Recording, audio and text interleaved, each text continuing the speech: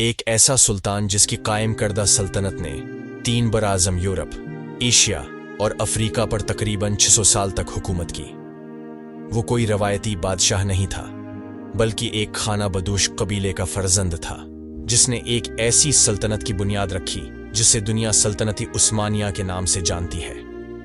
उसका नाम उस्मान गाजी था, जो दुनिया की सबसे तवील कायम रहने वाली मुस्लिम सल्तनत बन गई। उसकी नस्ल में ऐसे फातिहीन पैदा हुए जिन्होंने बुल्गारिया, मिस्र, यूनान, हंगरी, उर्दुन, लबनान, इसराइल, फिलिस्तीनी इलाके, मकदूनिया, रोमानिया, शाम, सऊदी अरब के कुछ हिस्से और शमाली अफ्रीका के साहिली हिस्सों तक अपनी हकमरानी कायम की। ये वो सल्तनत थी जिसने न सिर्फ ज़मीन पर बल्कि तारीख के दिल पर भी राज किया। अगर आप उस्मान की मुकम्मल तारीख या उसके बारे में मज़ीद मालूमात जानना चाहते हैं तो वीडियो को आखिर तक ज़रूर देखें। तो मेरी वीडियो को लाइक करें और चैनल को सब्सक्राइब करना हरगिज़ न भूलें। नाज़रीन, चलते हैं अपनी कहानी की तरफ। उस्मान गाजी की तारीख पैदाइश सही तौर पर मालूम नहीं, लेकिन अब 13वीं सदी में नागोज़ तुर्कों के एक कबीले काई में पैदा हुए और ये कबीला 10वीं सदी में मुसलमान हुआ था। उनकी पैदाइश 1258 में हुई और तगरल गाजी की वफ़ात के बाद उस्मान इक़्तिदार संभाला और फौरन ही आसपास के इलाकों पर हमले शुरू कर दिए जिन पर बाज़ंतीनी कब्जा था। 1299 तक इतने इलाकों पर कब्जा कर लिया था कि उसको एक छोटी मोटी सल्तनत कहा जा सकता था। उस्मान गाजी की जागीर की सरहद कुस्तंतनिया की बाज़ंतीनी सल्तनत से मिली हुई थी। ये वही बाज़ंतीनी हुकूमत थी जो अरबों के ज़माने में रोमी सल्तनत के नाम से मशहूर थे, जिसे अलेप, एरसलान और मुल्क शाह के ज़माने में सल्जूकियों ने बाजगजार बना लिया था। अब ये बाज़ंतीनी सल्तनत बहुत कमज़ोर और छोटी हो गई थी, लेकिन फिर भी उस्मान खां की जागीर के मुकाबले में बहुत बड़ी और ताकतूर थी। बाज़ंतीनी किलादार उस्मान गाजी की जागीर पर हमले करते रहते थे, जिसकी वजह से उस्मान गाजी और बाज़ंतीनी हुकूमत में लड़ाई शुरू हो गई। उस्मान गाजी ने इन लड़ाइयों में बड़ी बहादुरी और काबिलियत का सबूत दिया और बहुत से इलाके फतह कर लिए, जिनमें बरोसा का मशहूर शहर भी शामिल था। बरोसा की फतह के बाद उस्मान गाजी का इंतकाल हो गया। उस्मान गाजी को बाज़ंतीनियों के खिलाफ पहली बड़ी फतह 1302 में मिली, जब उन्होंने बाज़ंतीनी फौज को शिकस्त दी जो उनको रोकने के लिए भेजी गई थी। उस्मान गाजी 5000 सिपाहियों के साथ एक बड़ी बाज़ंतीनी फौज को शिकस्त दी, जो कि ट्रंक पॉइंट था, क्योंकि बाज़ंतीनी उसके बाद अनातोलिया से पीछे हटने लगे। उस्मान गाजी ने किसी भी इलाके को फतह करने बाद मकामी लोगों के रस्म रवाज और मजहब में दाखिल अंदाजी नहीं। आर्थोडॉक्स ईसाई, जिन्होंने मगरबी कैथोलिक ईसाइयों से बहुत तकालीफ सही, उन्हें उस्मानी इलाकों में खुश आमदीद कहा गया और खाकाही दरवीश मुस्लिम व ईसाई उनके साथ बहुत शफकत से पेश आते थे और उन्हें अहम अहदे दिए गए।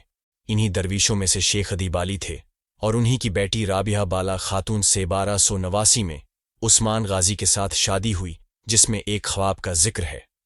उस्मान ने एक ख्वाब देखा था जिसमें एक दरख्त पेट से निकलकर दुनिया का साया कए हुए था। इस साये के नीचे पहाड़ थे और इसमें से नहरें बह रही थीं, जिनसे लोग पानी पीते थे और खेतों को भी सिराब करते थे और फुआरे बनाए जाते थे। इसके बाद निहायत तेज हुआ चली और उस दरख्त की पत्तियों का रुख एक अजीम अलशान शहर की तरफ हो गया।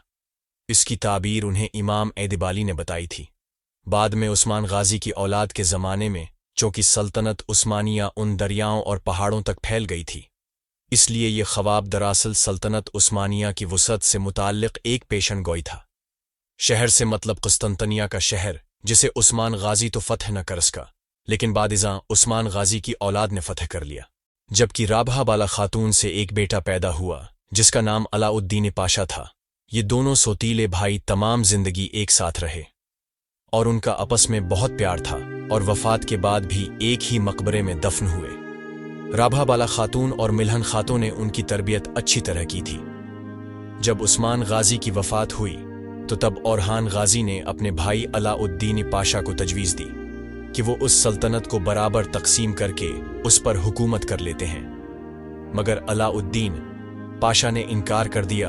उनको ये गवारा न था कि उनके वालिद की बनाई हुई सल्तनत 2 हिस्सों में तकसीम हो जाए और उन्होंने रज़ाकाराना तौर पर इक़्तिदार ओरहान गाजी के हवाले कर दिया। ओरहान गाजी ने वज़ीर बनने की पेशकश की, जो उन्होंने कबूल कर ली।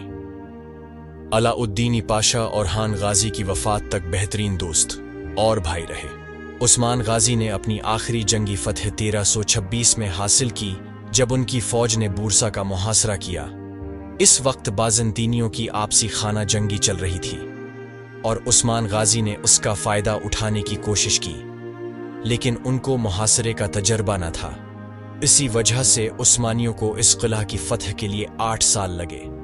बूरसा शहर की सूरत में एक मजबूत गढ़ मिल गया था जहां वो कदम जमाकर कुस्तंतीना की तरफ कदम बढ़ा सकें। बूरसा की फतह के बाद दराल हुकूमत सोगुवत से बूरसा मुंतकिल किया गया। उस्मान गाजी ने बूरसा फतह क्यों नहीं किया?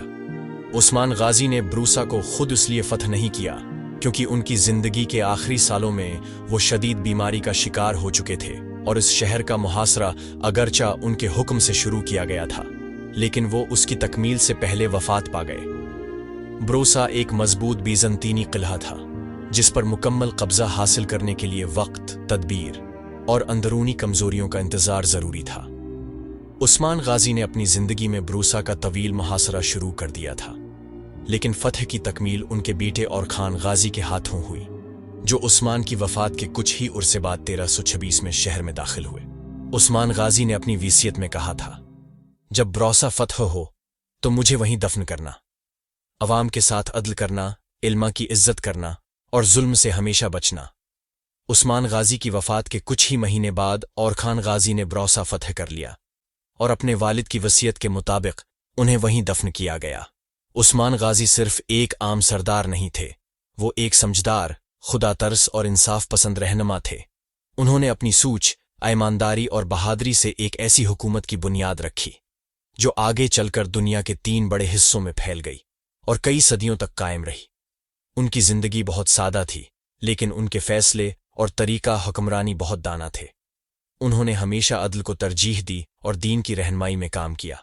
बूरसा शहर को फतह करना उनका एक बड़ा ख्वाब था जो उनके बेटे और खान ने पूरा किया, और उस्मान गाजी को उसी शहर में दफन किया गया। उस्मान गाजी की वफात के साथ अगरचा एक बाब बंद हुआ, मगर उसका लगाया हुआ पौधा एक ऐसा दरख्त बन गया जिसने सदियों तक तारीख को साया दिया। उम्मीद है आपको वीडियो पसंद आएगी। अगर आपने अभी तक चैनल को सब्सक्राइब नहीं किया है तो जल्दी से वीडियो को लाइक करें और चैनल को सब्सक्राइब करें। खुदा हाफिज।